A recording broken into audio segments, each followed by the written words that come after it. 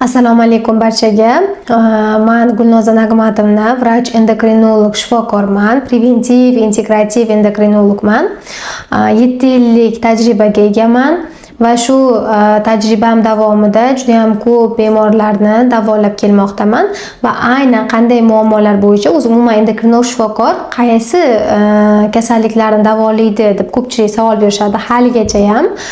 Endokrinolog shifokor demak qandli diabet kasalligi, qalqonsimon bez muammolari, kimdadir tugunli buqo bo'ladi, kimdadir autoimmun tiroiditlar bo'ladi yoki ortiqcha vazn yoki teskari holatda vazn yetishmovchilik holatlari, bolalarda bo'y o'sishining ortda qolishi, ayollar va erkaklardagi jinsiy gormonlar bilan bog'liq muammolarni demak bartaraf qilishda yordam beruvchi mutaxassis shifokor endokrinolog shifokorlar hisoblanadi. Bugun qanaqa mavzu haqida gapirarkan, vrach deydigan bo'lsanglar, bugun hozirgi kunda juda ham aktual bo'layotgan, ko'pchilik tomonidan nima deydi, ko'pchilikda shu muammo bor, ko'pchilikda savollar ham ko'p bu tema bo'yicha, imенно qalqonsimon bez kasalliklari haqida sizlarga bugun ma'lumot berib o'tmoqchiman. Ko'pchilik patsientlar keladida, birinchi aytadigan narsasi, doktor, menda buqo bormikan deyishadi. Biz har doim bu savolga javob beramiz erinmasdan, chunki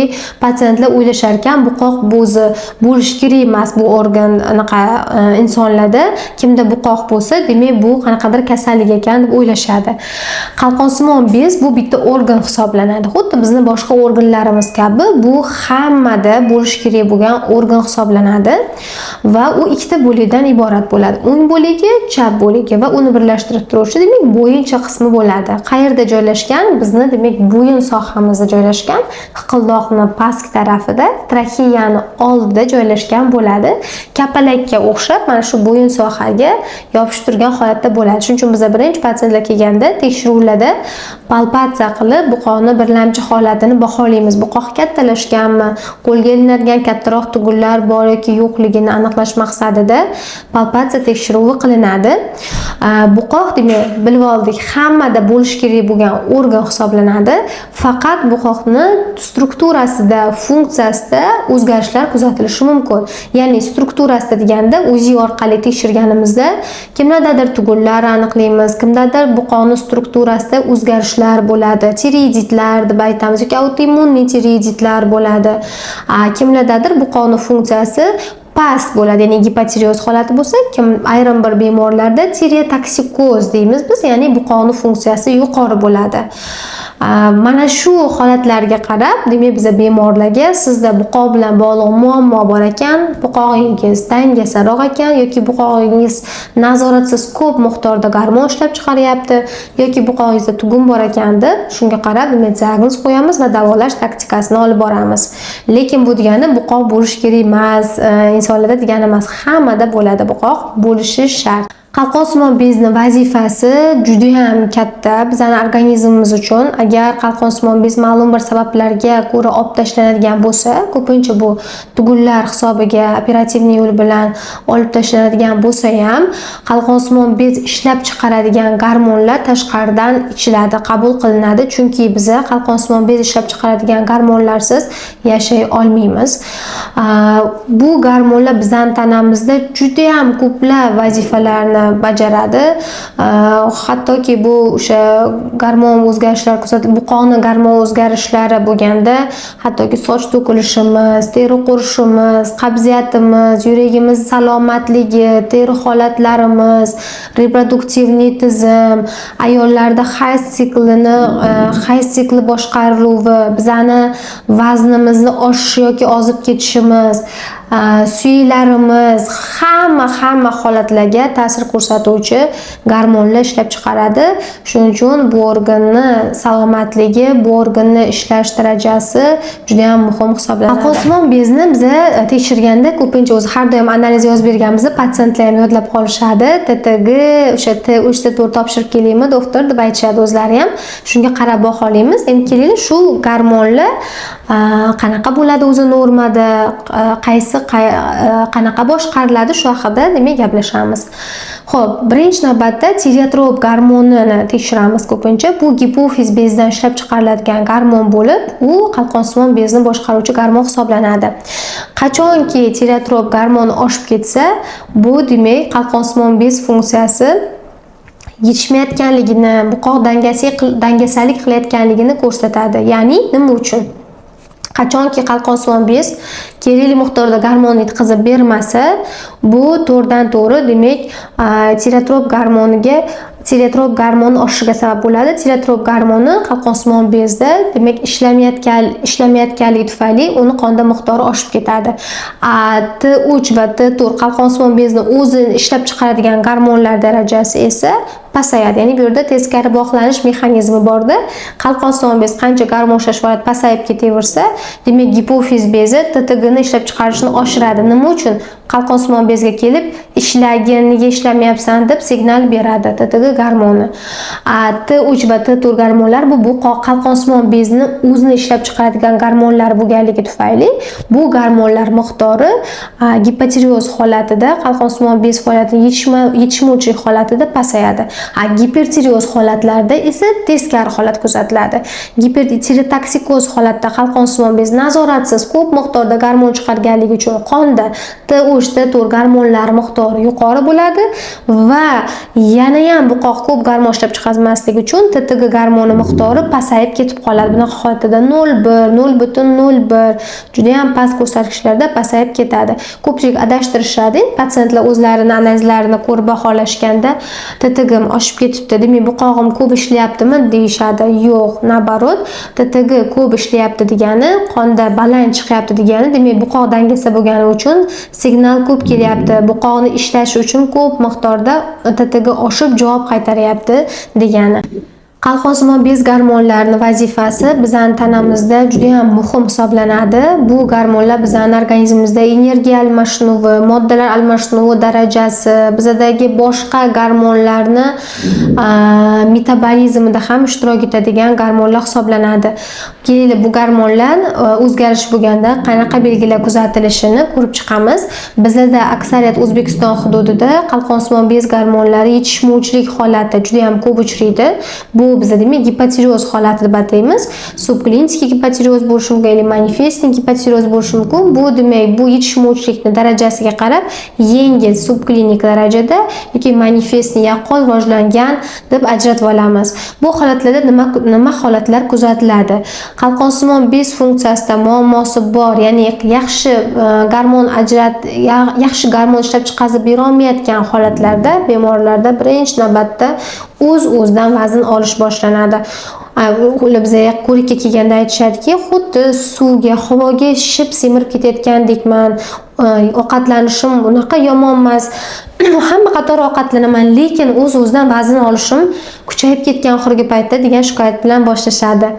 Va bundan tashqari doimiy soch to'kilish bo'ladi. Ularda nima qilsam ham, shampun almashtirdim, maska qildim, lekin soch to'kilishim to'xtamayapti. Bu ham buqoqning funksiyasi buzilganligini ko'rsatuvchi belgi hisoblanadi. Va teri qurishlar bo'ladi. Terining qipqlanib qurishidan tashqari tirsaklar, tizza, tovon sohalarida ko'p miqdorda teri qurishlar, teri yorish holatlari kuzatiladi va teri dag'allashish belgilari ham bo'ladi. Ayniqsa mana shu tirsak sohalarida, tizza va tovon sohasida terining qalinlashi, dag'allash holatlari ham kuzatiladi. Va bemorlarga qaraganimizda ularning ranglarida sarg'imtir tusni biz ko'ramiz. Bu ham gipotireoz holati hisobiga bo'ladi. Va ayollarda, qizlarda ko'pincha bu shikoyatlar sikl buzilishlar bilan namoyon bo'ladi. Ular biz ko'rigimizga kelganda hayz sikli me'yorda kelmaydi, yoki cho'zilib ketadi, yoki 2 oyda bir marta keladi deb shikoyat qilishadi. Turmushga chiqqan qizlarda esa homiladorlik suriladi, ya'ni o'z vaqtida homila bo'lishi kechikadi. Bu ham qalqonsimon bez funksiyasini pastaytiradi. Aynan faqatgina mana shu muammo tufayli emas, bu holatda shu demak homiladorlik kuzatilmayotgan qizlarni biz tekshirganimizda albatta birinchi o'rinda, birinchi qatorda qalqonsimon bez gormonlari ham tekshiriladi. Chunki bu gormonlar yetishmovchiligi homiladorlik kechikishiga, homila bo'lmasligiga ham sabab bo'ladi. Va yana ko'pchilik bemorlarimiz shikoyat qiladigan narsa it uyushishi bo'ladi. Hamma yaxshi o'tirgan joyda, misol uchun harorat unaqa sovuq bo'lmagan joyda it uyushishi, sovqatish holatlari kuzatiladi. Va yana doimiy qabziyat, har doim qabziyat bo'ladi.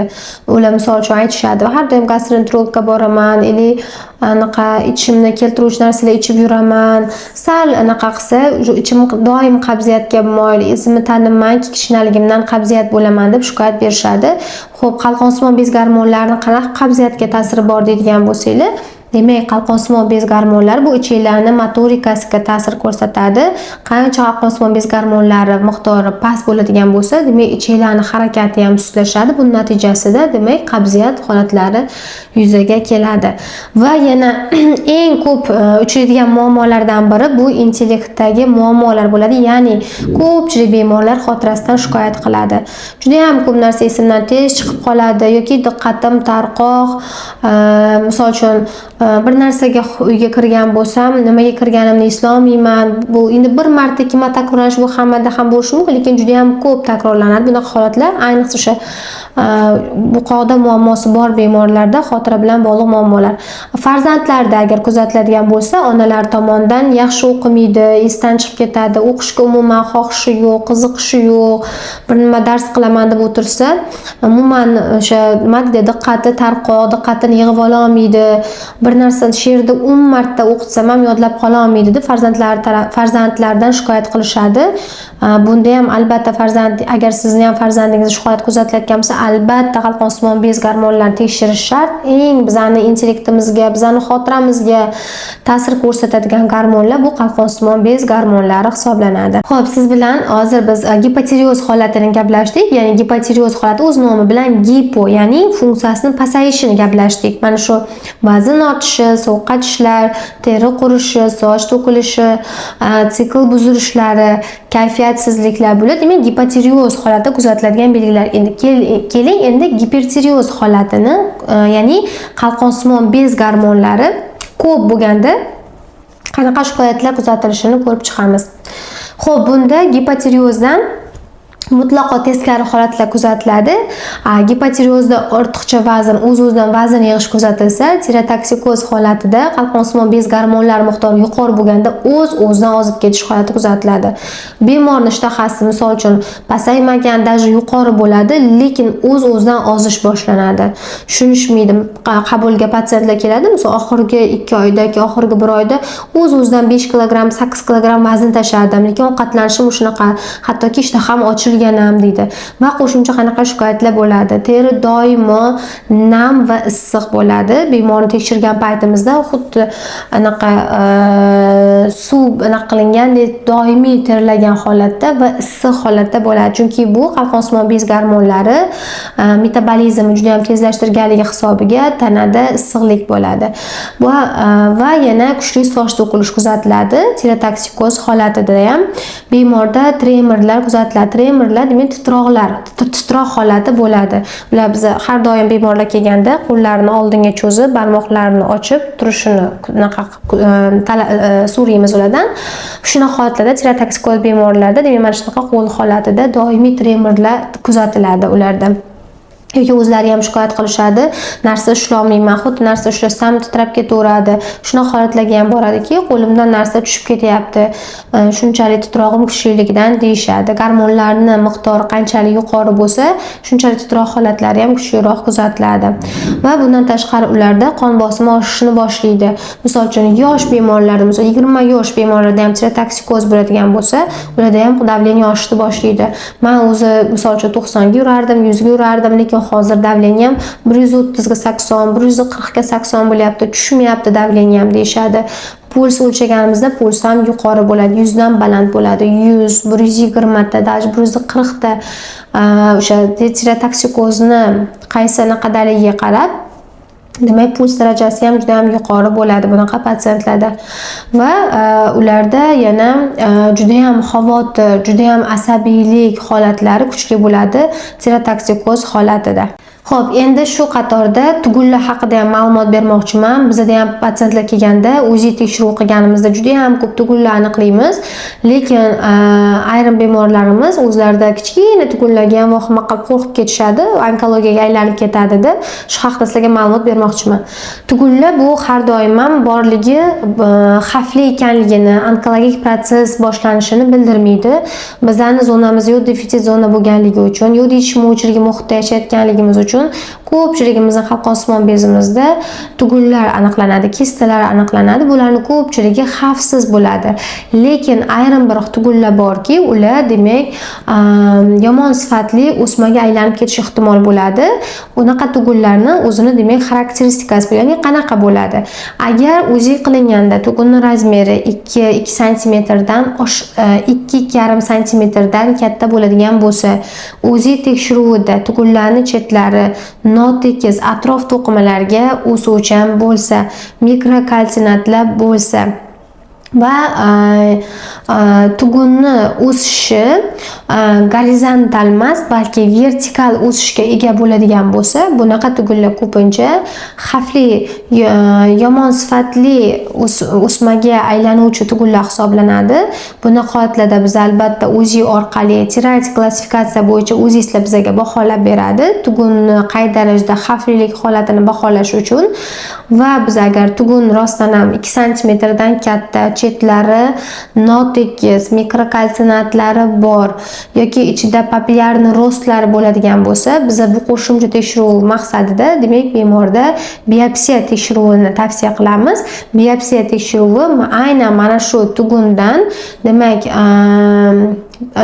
material olib, uni mikroskop ostida ko'rib bizga tekshirib beradi va u orqali biz uni ichidagi hujayralar holatini bilib olishimiz mumkin bo'ladi. Agar u yerdagi hujayralar yomon sifatliga aylanayotgan bo'lsa, demak biz operativniy davo tavsiya qilamiz. Qalqonsimon bezni tugunni o'zi yoki shu tugun joylashgan bo'lak bilan birgalikda operativ yo'l bilan demak davolanadi, olib tashlanadi. Xo'p, agar olib tashlanmasa nima bo'ladi bunaqa holatlarda? Agar operativ yo'l bilan olinmaydigan bo'lsa, demak bu qalqonsimon bezning onkologik qalqonsimon bezda demak onkologik proses boshlanishiga sabab bo'ladi. Shuning uchun albatta bunday bemorlarga biz to'liq tekshiruvlar qilib olib tashlashni maslahat beramiz. Lekin ayrim holatlar bo'ladiki, bemorlar misol uchun yarim santimetrli yoki 1 santimetrli tugullardan qo'rqib biopsiya qilishadi yoki olib tashlamoqchi bo'lishadi. Bunda tavsiya qilinmaydi. Bu tugullar mutlaqo xavfsiz tugullar hisoblanadi. Har 3 oyda, 6 oyda o'zi tekshiruvi o'tkazib turish tavsiya beriladi. Agar o'zi qilish jarayonida tugunning razmerlari kattalashmasa, tugunning chetlari aniq, atrof to'qimadan ajralgan holatda bo'ladigan bo'lsa, 3 oyda, 6 oyda o'zi qilinganda unda hech qanaqa o'zgarishlar kuzatilmasa, bunday tugullar operatsiya qilinmaydi. Biopsiya qilishga ham demak ko'rsatma bo'lmaydi, faqat nazorat qilib turiladi. Vrach taraflama qondagi gormonlar darajasiga qarab yoki yod preparatlari tavsiya qilinishi mumkin yoki levotiroksin preparatlari, evutiroksil, eltraksil tavsiya qilinishi mumkin bo'ladi. Shu dori vositalarini ichib yurish tavsiya qilinadi. Misol uchun sizga qiziq, qalqonsimon bezingiz holatini tekshirtirmoqchisiz. Nima analizlar, nima tekshiruvlar qilinadi? Birinchi navbatda demak qalqonsimon bez o'zi ultratovush tekshiruvi amalga oshiriladi. Ultratovush tekshiruvi orqali biz qalqonsimon bezda nimalarni bilib olishimiz mumkin? Boqoqni razmerini bilishimiz mumkin. Normaga nisbatan kattalashganmi, kichiklashganmi, tugunlar bormi yoki kistalar bor yo'qligini, strukturasi qanaqa ekanligini bilib olishimiz mumkin bo'ladi. va endi uni funksiyasi, ya'ni qay darajada gormon ishlab chiqazyapti, yetarlimi yoki keragidan ortiqchami, normadami bilish uchun qonda gormonlar darajasi tekshiriladi. Ya'ni o'sha tireotrop TTG gormoni, erkin T3, erkin T4, antitepo gormonlari va o'ziga qarab o'sha autoimmuniy proses bo'ladigan bo'lsa yoki boshqa tirotoksikozga biz shubha qiladigan bo'lsak, qo'shimcha ham analizlar bo'ladi, lekin umumiy olganda qalqonsimon bez o'zi esa tireotrop TTG gormoni, erkin T3, T4 va antitepo gormonlari tekshirish orqali sizlarga qalqonsimon bez faoliyati haqida, holati haqida demak bemalol sizga ma'lumot berish mumkin bo'ladi. Shifokorga qanchada murojaat qilib turish kerak? Biza yuqorida aytib o'tganimdek endemik zona, ya'ni yod yetishmovchilik zonasi bo'lganligimiz tufayli albatta mana farzandlaringizni yoki yoshi kattalar ham hech qanaqa shikoyat kuzatilmasa, bir yilda bir marta albatta UZI tekshiruvi, qonda gormonlar darajasidan tekshirilishi shart. Agar sizda tekshiruv natijasida yoki tugun yoki kista yoki funksiyasida gormon o'zgarishlari kuzatiladigan bo'lsa, vrach tomonidan demak o'zgarishlar darajasiga qarab sizda har 6 oyda yoki har 3 oyda ko'riklar belgilanadi. Shu vaqt oralig'larida qon topshiriladi, UZI tekshiruvlar qilib, demak nazorat olib boriladi. Agar sizda ham tekshiruv qildingiz, tekshiruv natijasida qalqonsimon bezda qanaqadir muammo aniqlandi, tugun aniqlandi yoki o'zi umuman qanaqadir buqoq bo'yicha savollaringiz bo'lsa, izohlarda yozib qoldiring, albatta javob beramiz va bu videoni qalqonsimon bezida muammosi bor tanishlaringizga yuborib qo'ying, manfaatli bo'ladi degan umiddamiz.